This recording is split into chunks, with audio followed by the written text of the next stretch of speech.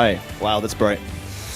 Yeah, we had some technical issues, and Adam's now using my laptop, so bear with him. So yeah, I have the pleasure of introducing Adam Khan. Adam is a super interesting guy. He's lived all over the world, Israel, throughout the US. He's originally from Scotland. So being a fellow Brit, I was kind of hoping I'd be able to give him some football banter in this intro, or soccer banter to you guys. But he doesn't even like football, so I guess I'll just have to be nice. Yeah, Adam's a really smart guy. We were chatting on the first night, and he's very impressive to talk to. He's been involved in Expression Engine since before it was Expression Engine, right from the beginning. Very well known in the community. I'm sure a lot of you know him already. And just an all-around great guy. So I'm really looking forward to this presentation. It sounds like he's doing some really interesting things with Expression Engine. So with that, I'll hand over to Adam Khan.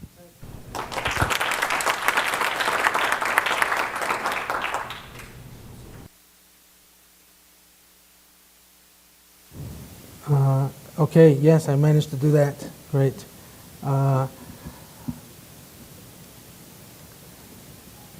From site to system, from websites to web-based systems, that's where I'm hoping to take us today. Specifically, business process management systems. We'll start with the definition. BPM is a discipline involving any combination of modeling, automation, execution, control, measurement, and optimization of business activity flows in support of enterprise goals, spanning systems, employees, customers, and partners within and beyond the enterprise boundaries. That's by this editor of a site called bpm.com that's about the topic, but it seems to be an agreed upon definition by various organizations that deal with BPM. All right, let's start from the beginning. That's the very beginning. The first city traditionally in the world is considered to be Jaffa. I mention that because coincidentally it's the first place that's where I built my first Expression Engine site. Yes. Oh, okay. Or just speak a bit more loudly. Let's see. How do I do that? Is nobody hearing me? I can't? Oh. Okay, I'll try and talk a bit louder. I thought it was reverberating off the back of the room. I can hear it loudly here. So that was my first site based on Expression Engine, was built in 2004. It was for an organization in Jaffa, the antiquities store. But that was a long time ago, and much of the ambitious functionality we built back then has gone. We had auctions. We kind of took the comments module and made bidding sheets, online bidding sheets from it. The auctions are now on BidSpirit. It's a platform for auctions. We had academic articles. We were kind of going to town with making them all nice as they were published in magazines with links to and from the footnotes and whatnot. That's all, and sidebars, that's all in PDFs. I think they're searchable in academia.edu. So this site is kind of going by the wayside. Today, the Rump site, possibly if it was being built, they may go with one of the commodifying site builders like Wix or Squarespace, something like that. But this particular situation, they didn't even do that. If you go to archaeologicalcenter.com today, it's just forwarding to a Facebook page, which they really seem to like. And it's more than one forwarder because we're using multiple site manager.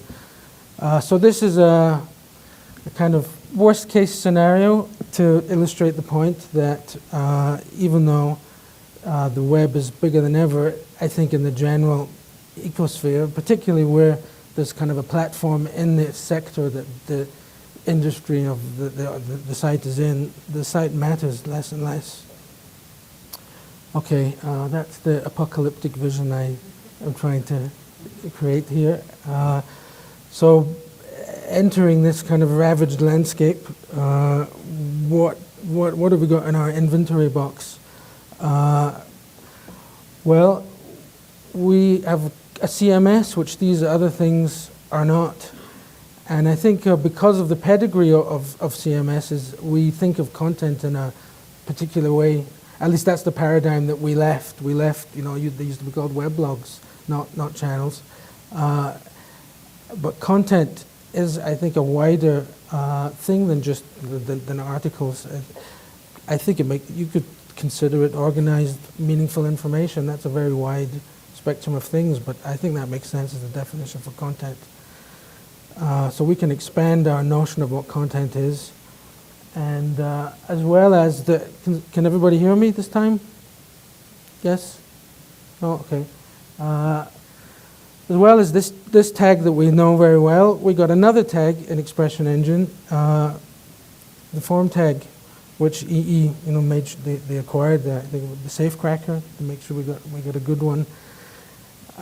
This gives us quite a lot to work with, and in this blessed, devastated new environment, there's sort of lots of opportunities as well. This quote, brands may find that they need to spend $4 on digital operational excellence for every one they spend on digital customer experiences, trotting out Forrester research as we do. Digital customer experiences, meaning I think websites basically. Digital operational excellence, these would be software systems inside the organization.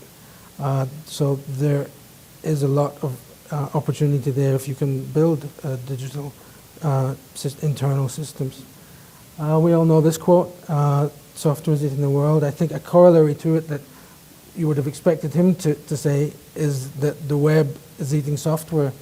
So if you're going to build an internal system today for digital operational excellence or digital transformation, it's going to be web-based.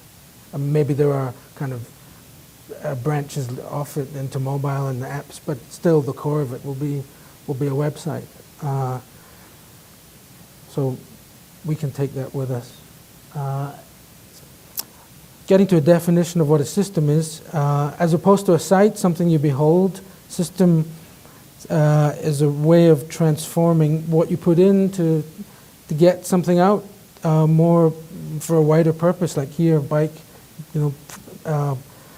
downward pressure is transformed by the system into forward locomotion. That's like an obvious type of system.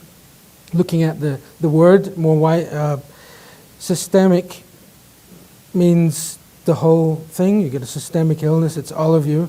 Organic, or organization-wide, that's another kind of connotation of this term system. Systematic as well, that's got a meaning, repeatedly, consistently, and all these things are kind of part and parcel of a system. So if we're going to zoom in to a business process management system, let's think about what it is. It's even if you've got an organization that's running systems like financial end, you're still going to need a BPM system to manage the other systems. This is like the system of systems. Anybody who does work needs a business process management system. That's what it is. It's a system that models and manages work itself. Marcus was talking about processes in his presentation. That's sort of the type of thing that it is. It's been around a while. As a discipline, it's kind of moving more now into software because it's so fundamental to digital transformation. It's process management as opposed to project management. Projects, are different every time. The essence of process is that it's repeated. Even if you're a project company, it's projects that you keep doing over and over again. That's the thing that you need a process for. And I've said that already. You can't really do digital transformation, I would suggest, without doing this.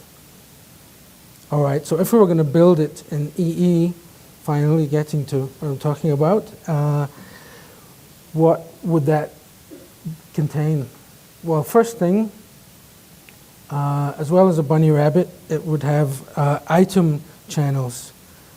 These are channels that model what the organization does. If it's a municipal park, you've got a lake with boating, you'd have a channel of boats. And if you've got more than one lake, you might have a channel of lakes too.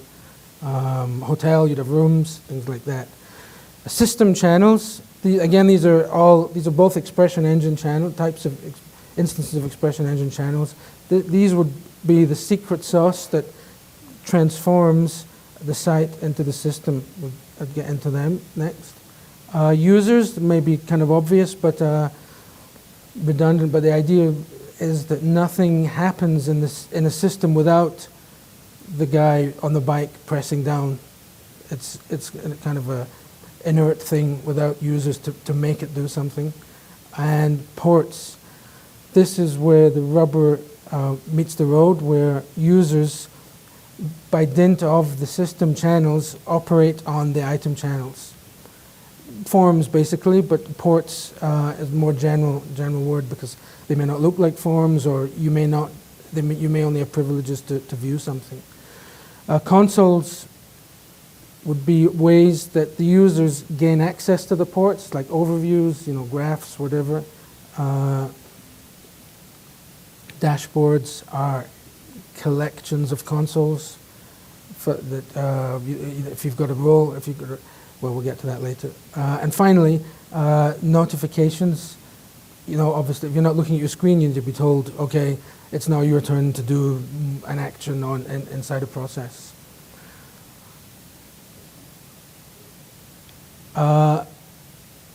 Item channels. There's a book written 1983, I think, by a guy called Michael Jackson, called Systems Development. Different Michael Jackson, I presume.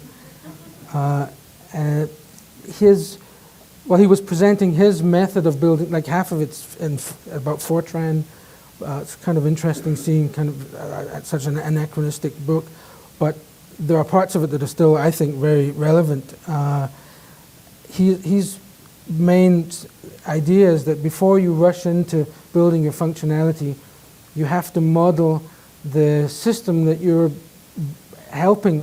He used elevators, a newspaper, but that's something that we're able to, we sort of come from doing that anyway. We're already doing the modeling. We just haven't done the functions yet, so we're kind of doing his model already. And because we're mapping everything into channels on Expression Engine, we've got time already. He made a point of saying, because you're modeling the real world, time is an issue. I mean, for that, I think back then, especially with the things took longer, so you had to do batches, probably more than we would need to do. But we've kind of forced into that anyway by using entries, whether we think about it or not. Okay, our system channels. This is, again, the secret sauce. We've got our model, we've kind of built our channels out with all the things that the organization or the business does. This is what enables us to work on it. First we have the people to do it. That's a person's channel. We have a one-to-one connection from the members' functionality to a channel of persons. So we can bring in people to the warp and weave of the system. They're going to operate on the ports, and they're going to have consoles, but we're not going to make a direct connection to them because you don't get privileges based on who you are. You get them based in professional world on the position that you have. It's the position that gets the consoles and the ports. And yet again, we're still not going to make a direct connection to positions because, let's say you're modeling a hotel, you're a guest, that's your position, guest. You may be a guest multiple times, multiple instances of guesthood, different rooms, so we're going to instantiate your connection to a position with roles. So this is role-based, and that's the system architecture that lets us do a lot of different things. One extra step that I found gives you a lot of extra power for not too much overhead is having organizations that are hierarchical. So your role is comprised of who you are, yourself, what team or group or organization within, if it's a system of organizations that you're in, and the position that you have it in. So that's an example of a person in a role. I think we can agree that much. That's an entry in the persons channel. Governor, Chris Christie is the person, governor is a position, New Jersey would be the organization. Together they're a role. Here a couple more are various hosts.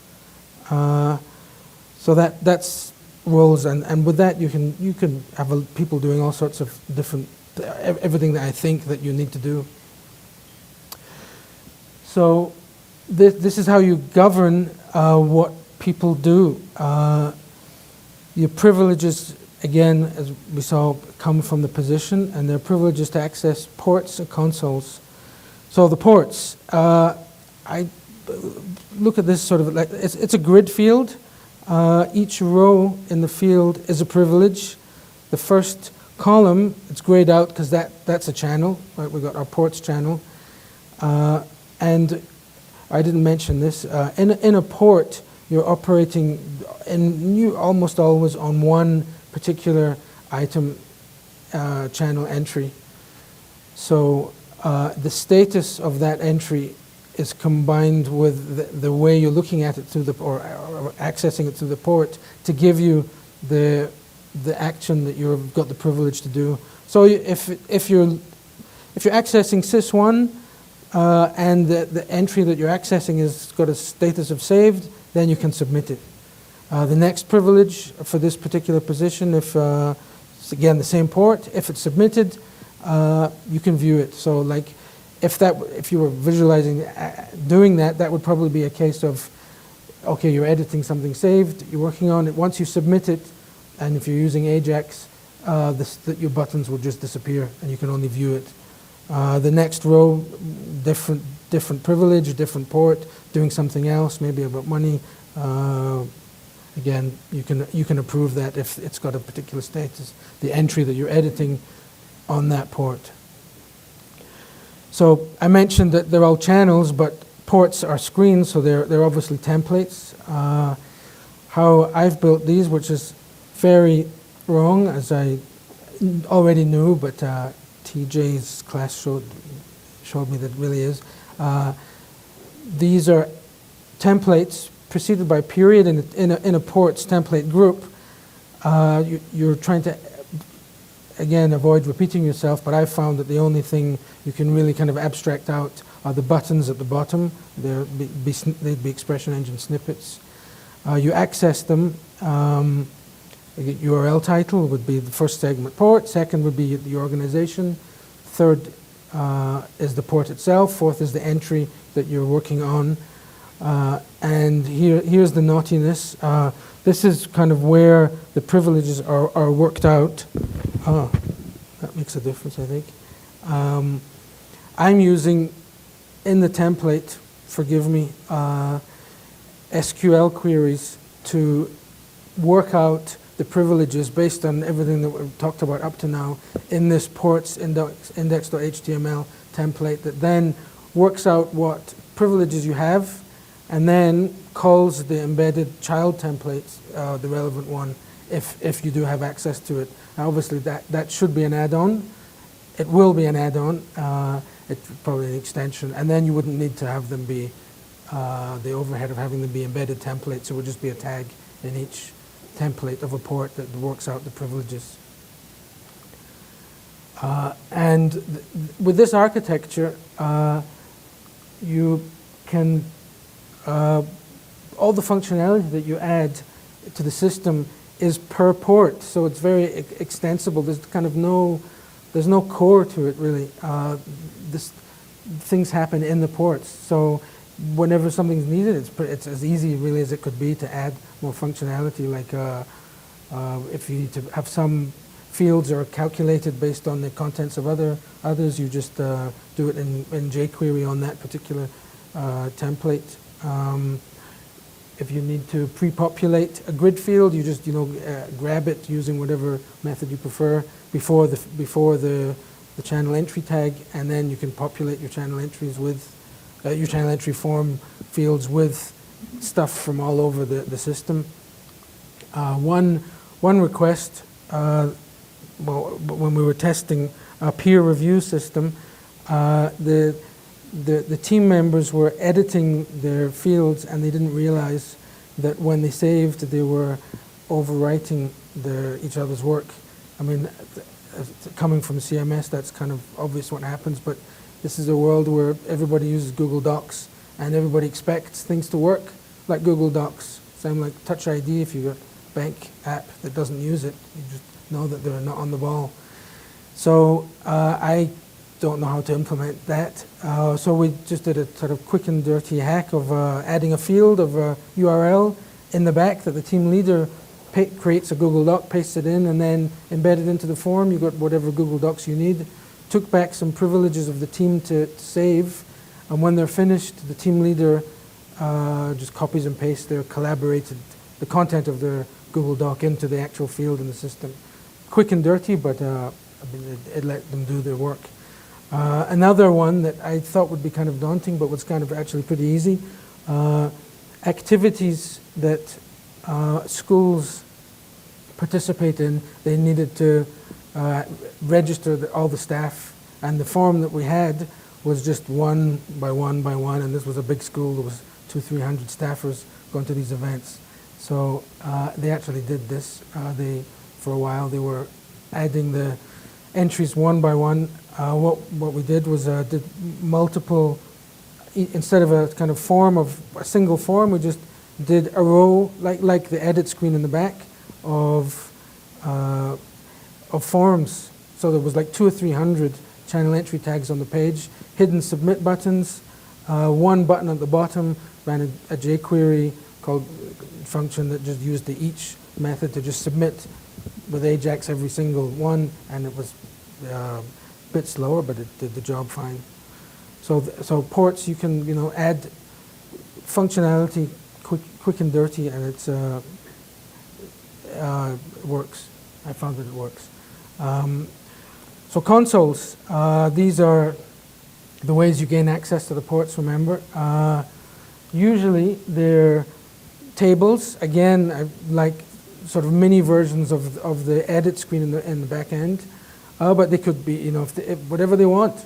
They could be graphs using some particular client-side JavaScript, library. You just build them as and when you need them.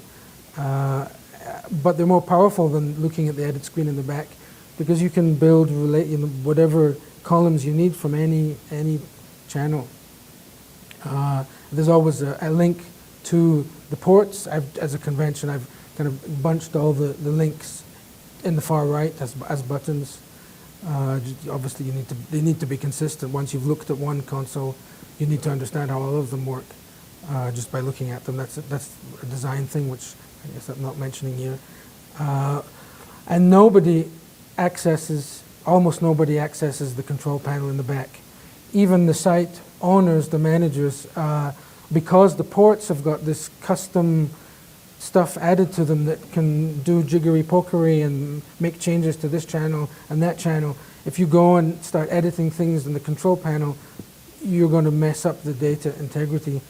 So even the site users now only use the control panel to fix if things got messed up by using the front. They go in and kind of use it as a back, which is what it is, the back end. So yeah, everybody's using the front now. It's easier if they need a particular screen that you're not going to get it at the back in the control panel, we'll just build it. These again they're entries in a channel, but they're also templates built the same way. And for caching reasons, everybody gets the same console for performance reasons, sorry, because whereas a port is generally just one entry, which loads reasonably quickly. if you've got a position that's giving you lots of privileges to lots of things, your role page, which is a collection of your dashboards and each having consoles, can take a long time to load because you're just pulling in related information from everywhere. So each console must be cached independently or you're screwed, like the thing is just so slow that it's broken. So the consoles have to be reused. This is an architectural hack, I guess, but it's worked.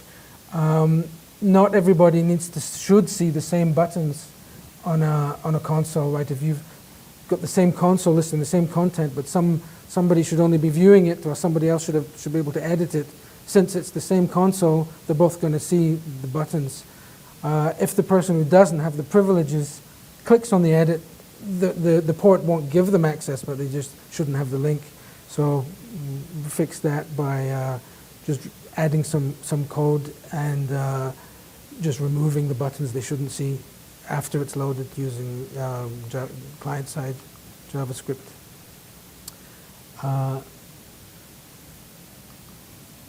Dashboards I've mentioned already. These are collections of consoles.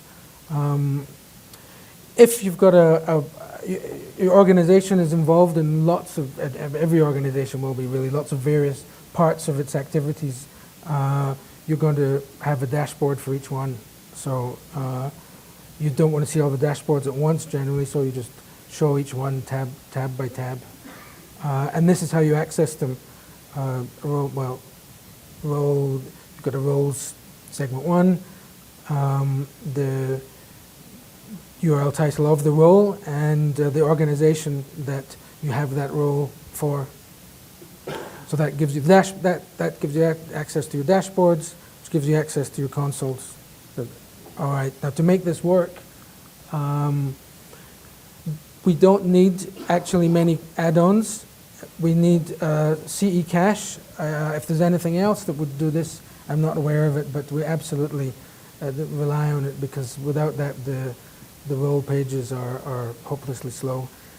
You can do a one-to-one matchup between members and a person's channel, just having them be the author of it. But Zoo Visitor, now renamed Visitor, kind of formalizes that. So chuck it in; it's there. There used to be a nice add-on for notifications. I don't think there is one at the moment for E3, but I saw from Antoinette's presentation there's so many ways you could make that work if you're willing to venture out of this system. That, but it would probably be easier just to make MX notifications work in E3. And that's it. That's the architecture that lets you do a lot of things, I think, throughout a whole organization system. Testing it was practically impossible because it kind of blows your mind how many different things can happen. So you've just got to get pilot groups, understand that it's going to break. I think I heard in a podcast somewhere somebody saying that this is the real proportion of what you should be doing, development work with 20% coding, 80% testing. I can't, not that I couldn't justify charging for it, I just couldn't do it. So yeah, pilot victims, guinea pigs. I think you do them as much as you can and then accept that it's not going to work for a while, I think, and just but alphas, betas. All right, now that's how you do it in Expression Engine. That's how I've done it in Expression Engine. There is a whole BPM market space. It's big. It's getting bigger. There's an organization that has been creating standards for it that are becoming pretty widely accepted. That's these guys, the Object Management Group, a non-profit. I think the main thing is BPMN. It's a notation sort of diagramming standard. The new version is 2.0. I'm coming to this kind of after we built the stuff out. I realized, oh, wait a minute, this is what we've been building. So I haven't really got much experience with using this. I've just been reading about it after, but I intend to because I can see this is the way to do it. You use this to model the processes, and 2.0 gives you more functionality for integrating data. I don't know how they did it without that. CMMN is for case management. These are kind of corollary standards where in the process, if there's a person who or knowledge workers that's got more flexibility to do various things, that's the notation for them. And decision model notation is for when you have some complicated rules for something, rather than showing it on the big flow chart, this is kind of a rule table. It's a grid spreadsheet that is just like a black box on the main BPMN diagram. So if you're going to do BPM, this is stuff to learn. They claim that its benefit is that everybody understands it. I don't know if I still don't understand it really, but it's supposed to be for the business guys. You can look at a picture, and I guess once you learn, you can, but it's not code, it's diagrams. But all the vendors are embracing it, and what's pretty cool and even amazing about it is that it exports to XML. So not only can other kind of diagramming software programs load in something you created in another one, but the BPM engines run it. I haven't seen that happening, but that's obviously we can't do that, but that's pretty amazing. But I think we've got some advantages to make up for the fact that we can't do that voodoo. And because we've already done our item modeling, modeling the organization, I think that the processes are kind of a nice complement to that. It's like it's approaching it from the other side. So it's good to do both. This is a poster some guy made. Germany, Germany seem to be into BPM quite a lot. The middle picture, the pink picture, is an example of a BPM diagram. All around it is the stuff on the top right is the notations. This is like a cheat sheet, basically. Some resources if you're interested in it. This consultancy, BPMMD, the D stands for discipline. One thing that I'd read from him that I thought was worth remembering. My instinct would be to, process everything, digitize everything. But he applied the 80-20 rule, and he said, look, only 20% of a business's processes are the ones that are going to make any difference. The rest of them are just commodities. Appian, they're a big vendor. They've got lots and lots of propaganda about pushing this stuff. And if you're getting futuristic, I haven't found much with BPM and blockchain, although it's probably going to be blockchain. If you've got BPM that's leaving your organization for the trust and for the record, everybody's going to be rushing, I think, to this. This is the only article I found on it so far. It's in IBM. IBM are one of the vendors. Here are a few of the people selling this stuff. Quite big companies, the big expensive things. Appian, their big case study is they BPM'd Dallas-Fort Worth Airport in less than a year. Every little process that happens at the airport. Sounds fun. These are things I have not implemented, improving the architecture that I've realized probably should be done. I said that the privileges come from the position, but the processes themselves, which is what this is all leading up to, are implicit in the architecture I've described. There is no process thing. It just kind of emerges out of the various privileges that different people have. And that makes it kind of hard to keep track of what happened, who's doing what, and you've got to go into each person's list of privileges to figure out, okay, wait a minute, can they do this or can they do that? And if there's a lot, there's a lot of cognitive load. So instead of the the position being the source of the privileges. We add a processes channel, and we move the privileges away from the position into a grid field in processes, and we add positions to the grid of privileges. So, and this is where privileges lie instead. So instead of this being the architecture, if you remember, it's that the position still gains access to their consoles, but they lose from you do the actions and the statuses from processes instead, and the ports obviously. And this makes the processes themselves something you can look at directly.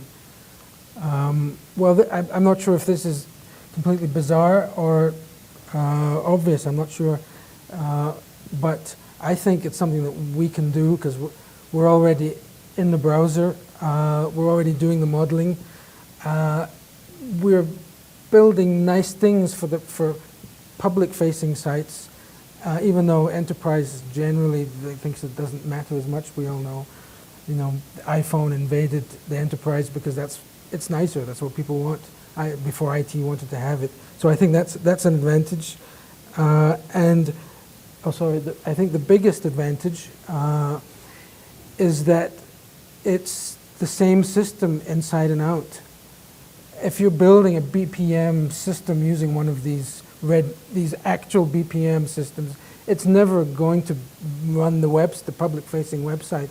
You can connect them, obviously, with APIs if you want to, but that's a project, and you've got to justify it somehow.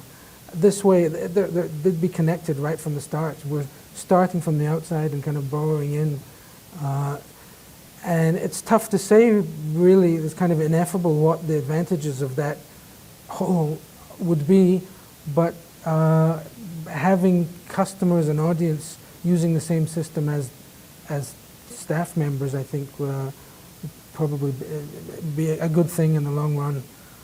So hopefully, reading this again now looks like it could conceivably be something that Expression Engine can do. The modeling we're doing, the execution, the automation, the execution, and enterprise-wide, and again, beyond the enterprise boundaries, that's key, I think, because of the public-facing aspect. To close with a house analogy, as Leah suggested, we no longer have an outside and an inside as two separate things. Now the outside may come inside, and the outside may and does go outside. They are of each other. That's Frank Lloyd Wright. Thank you very much. That's it.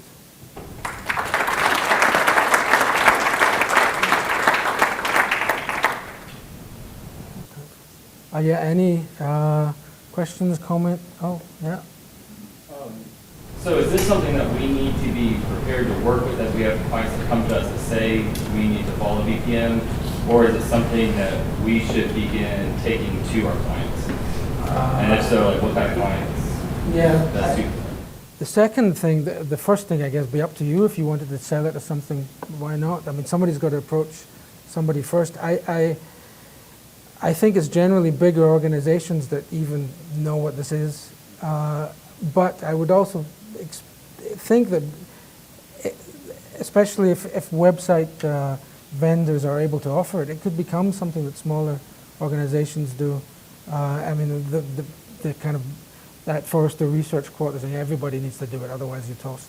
I don't know how true, but I think it's somewhat true. But the value of it probably, I don't know if it decreases when you get smaller, but it's harder probably to see, to step back and see, wait a minute, we do have processes. But I think it's, beneficial for anytime people, I mean, whether it's for one person, I'm not sure, but I don't know, we have to make the case that it can be helpful. I think it probably can. Don't know if that answers the question, but it's all kind of newish, I think. Anything else? No? Okay, thank you. Thank you very much.